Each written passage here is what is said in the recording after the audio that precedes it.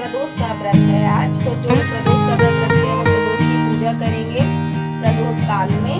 और यहाँ पर हमने अभी अपने शिव जी का पूजन कर दिया है। शिव जी को बेलपत्र जरूर अर्पित कीजिए आज के दिन। चलिए पहले मैं करा देती हूँ, आप पहले सबसे पहले हम करेंगे अपने श्रृंगार दर्शन। किशोरी जी, ये हो गए हमारे दर्शन। मैंने शिव जी के दर्शन करा दिए। यहाँ पे श्री श्यामा और लाडली जी, यहाँ पे अब मैं आपको दिखाती हूँ। यहाँ पे मैंने शिव जी का पूजन किया है इस तरीके से, बेलपत्र अर्पित किया है शिव जी को। तो आप लोग भी आज के दिन बेलपत्र जरूर अर्पित किया करो प्रदोष वाले दिन, क्योंकि मैं प्रदोष का फास्ट रखती थी। मतलब बेलपत्र तो अवश्य ही चढ़ाना चाहिए। तो भांग धतूरा बेलपत्र जो विशेष है वो आप शिव जी को अर्पित जरूर किया करो। अब मैं कराती हूँ दर्शन किसके, हमारे तान्या भाई किशु बेटी, राधे राधे। तो ये हमारा तनु किशु, वो पूजा आरती सब हो चुकी है।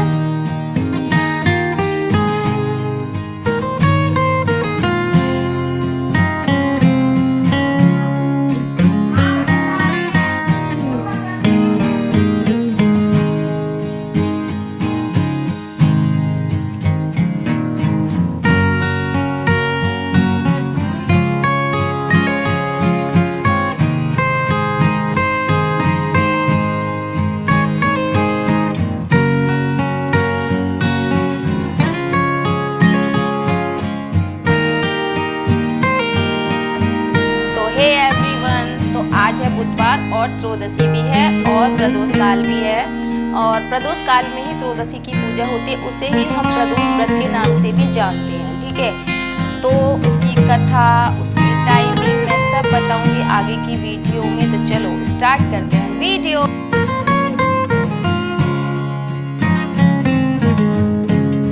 चलिए तो स्टार्ट कर लेते हैं वीडियो कि प्रदोष काल की सबसे पहले तो ये पता होना चाहिए कि टाइमिंग क्या होती है। देखिए प्रदोष का व्रत का जो प्रदोष होता ही शाम का टाइम है ना, जो 5 से 6 बजे का जो टाइमिंग होती है वही प्रदोष काल कहलाता है। ठीक है, तो जैसे आज 11 तारीख, आज 11 अक्टूबर है, तो शाम अक्टूबर की शाम मतलब जो आज शाम 5:37 से प्रदोष काल लगेगा। और जो है 12 अक्टूबर की 7:53 पर शाम मतलब कल शाम तक रहेगा। तो ये तो हो गई हमारी टाइमिंग। देखिए प्रदोष का जो व्रत होता है वो हमेशा से ही सदैव मतलब प्रदोष का मतलब ही शाम का जो 5 से 6 बजे की टाइमिंग होती है वही प्रदोष काल कहलाता है। ठीक है, आप व्रत आज रख सकते हैं, बुधवार वाले दिन भी रखा जा रहा है, क्योंकि प्रदोष वैसे देखिए आज कुछ टाइमिंग तक तो द्वादशी है, उसके बाद त्रयोदशी लग रही है, तो त्रयोदशी वाले दिन ही हम प्रदोष का व्रत करते हैं। ठीक है, तो ये तो हो गई, मैंने आपको बता दिया ये टाइमिंग। आप आज भी रख सकते हैं, कुछ लोग आज रखेंगे प्रदोष का व्रत और कुछ रखेंगे कल। तो आपका जैसे मन करे आप वैसे कर सकते हैं। अगर आप जैसे बुधवार वाले दिन रख रहे हैं तो बुध प्रदोष व्रत के दिन सबसे पहले तो आप सुबह उठ जाइए, स्नान कर लीजिए जल्दी, क्यों उठना है आपको ब्रह्म मुहूर्त में। ठीक है ना, सुबह जल्दी उठ जाइए। जो हमारा सुबह का भोर का जो टाइम होता है 4 से 4:30 5 के बीच में आपको उठ जाना है। व्रत वाले दिन अवश्य ही उठ जाना चाहिए। ठीक है, इसके बाद भगवान शिव का ध्यान करें। व्रत के लिए आप एक संकल्प ले सकते हैं। फिर सुबह के समय शिव के मंदिर में जाएं, वहाँ पर आप जैसे पंचामृत बना लीजिए। तो पंचामृत में हम क्या करेंगे, पंचामृत बना के और पंचामृत से ही हमें शिव जी को स्नान कराना चाहिए। अगर है आपके पास तो आप बना लीजिए, है ना, तो बना लीजिए। अदरवाइज़ अगर आपके पास नहीं है तो मेरे हिसाब से जल में गंगा जल डाल लीजिए। गंगा जल डाल के आप उससे भी अभिषेक शिव जी का कर सकते हैं। मैं देखिए व्रत रखती थी प्रदोष के, पर मैंने उद्यापन कर दिया है। तो लेकिन शिव जी को जल मैं डेली ही अर्पित करती हूँ। ठीक है, तो मेरा ये नियम है। तो हम गंगा जल में डेली स्नान कराते हैं उनको। ठीक है, तो आज भी मैंने जैसे क्योंकि आज पंचामृत तो था नहीं मेरे पास, दूध वगैरह नहीं था, दूध दही नहीं था, तो मैंने सिर्फ अपने शिव जी को ऐसे ही स्नान कराया है गंगा जल के मिला के जल में, और उनको जल अर्पित किया है। और ओम नमः शिवाय का मैंने किया है जाप। और फिर 22 तिलक अष्टचंदन सबसे बेस्ट रहता है शिव जी के लिए। अष्टचंदन आप लगा सकते हैं उनको। तो सबसे पहले गणपति को, अशोक सुंदरी को, फिर कार्तिकेय को, फिर माता रानी के जो हस्तकमल होते हैं उनको। इस तरीके से आप पूजन उनका कर सकते हैं। और जो अभिषेक है तो प्रदोष के व्रत में अभिषेक दोनों टाइम करना चाहिए, ठीक है। तो ये नियम है, क्योंकि हम सुबह नॉर्मली पूजा कर देते हैं मंदिर में जाके, लेकिन हमें शाम को भी प्रदोष के व्रत में हमें करनी ही करना है अभिषेक। पूजा के समय शाम के टाइम आप दीप वगैरह प्रज्वलित करेंगे। देखिए सुबह आप मंदिर चले जाइए, मंदिर में अभिषेक करके आ जाइए, लेकिन शाम के टाइम में जो पूजा करती थी वो चौकी लगा के और भगवान का अभिषेक मतलब उस पर रख के, तो इस तरीके से मैं पूजा प्रदोष काल की करती थी पूरा प्रॉपर। तो जो कथा थी वो भी हम शाम को ही पढ़ते हैं। तो आज बुधवार है तो मैं आपको स्टोरी सुनाऊंगी कि बुधवार की कथा जो होती है, क्योंकि हर प्रदोष का व्रत किसी भी डे पढ़ सकता है, तो हर डे की जो है स्टोरी है अपनी अलग अलग है, ठीक है। तो स्टोरी मैं आपको सुनाती हूँ। एक समय की बात है, एक पति अपनी पत्नी को लेने के लिए मायके पहुंचा, ठीक है। तो पत्नी के घर लाने वालों ने अपने दामाद को बुधवार के दिन बेटी की विदाई करने का आग्रह किया, लेकिन पति ने अपना ससुराल की एक नहीं सुनी। उन्होंने ये कहा कि भाई आज मत ले जाओ, मतलब आज बुधवार है, आप किसी और दिन ले जाना। लेकिन पति जो था टस से मस नहीं हुआ, उसने कहा कि नहीं मुझे जो है, उसने आग्रह किया कि नहीं मुझे तो अपनी पत्नी आज ही ले जानी है। तो वो लेके चल दिया।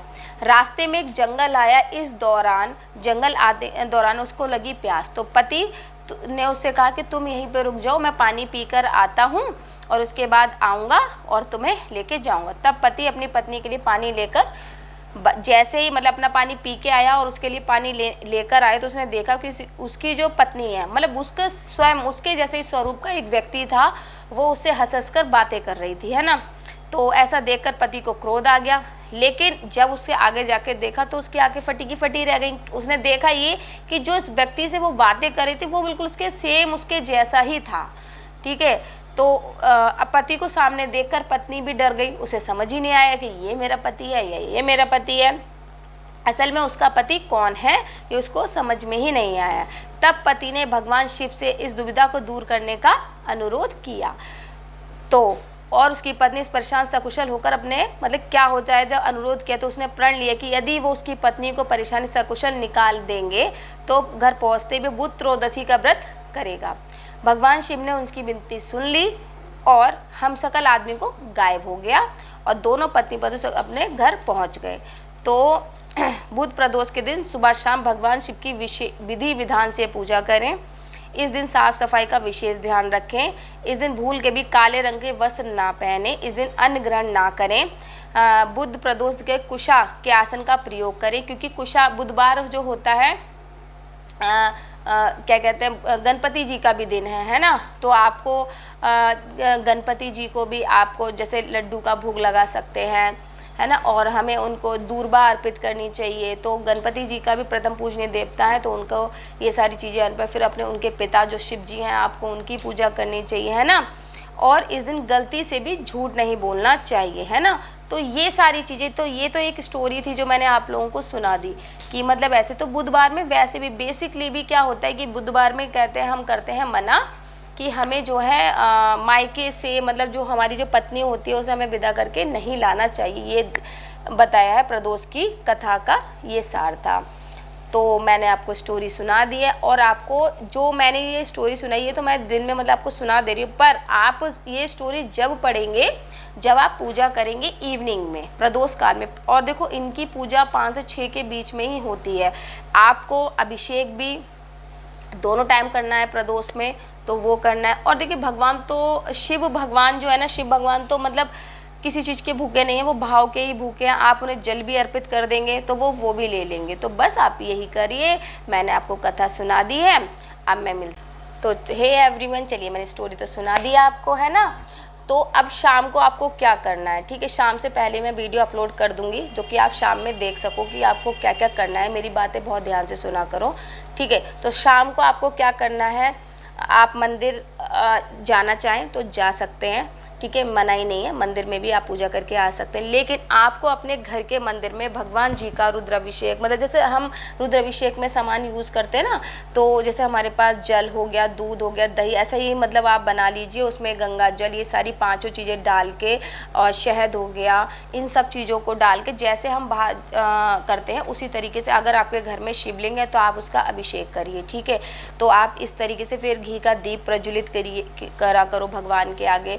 जैसे ही दीप प्रज्वलित आप वगैरह कर देंगे, पूजा आपकी समाप्त हो जाएगी, तो आपको आज के दिन, ठीक है, आपके बेलपत्र का पेड़ है तो आप दीपक जला दो बेलपत्र के पेड़ के नीचे, नहीं तो अगर शमी का पेड़ है तो आप शमी के पेड़ के नीचे भी दीपक जला सकते हो। और आज बुधवार है तो बुधवार वाले दिन हम आंवले का जो पेड़ होता है उसके नीचे भी हम दीपक प्रज्वलित करते हैं, लेकिन जो शिव जी का दीपक है वो जलेगा आपका बेलपत्र के पेड़ के नीचे, तो वो आप जला सकते हो आज के दिन, ठीक है।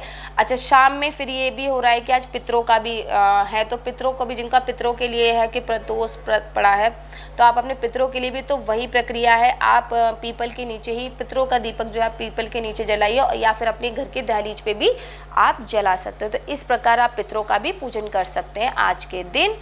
तो मैं अपनी वीडियो का बस यही एंड करूँगी, क्योंकि मुझे आपको ये वीडियो मतलब शाम से पहले पहुँचानी है, तो मैं यहीं तक बस आपको एंड करूँगी। राधे राधे गाइस, और आप स्वस्थ रहिए, अच्छे रहिए, और मेरी वीडियो से जुड़े रहिए, और मुझे सब्सक्राइब, बेल आइकन मेरा दबा दिया करो, और शेयर बहुत बहुत किया करो, कमेंट करा करो। कुछ भी चीज़ पूछनी है तो आप कमेंट में मुझसे पूछ सकते हो, मैं उसका आंसर ज़रूर दूंगी गाइस, ज़रूर दूंगी, ठीक है। तो चलिए, राधे राधे गाइस।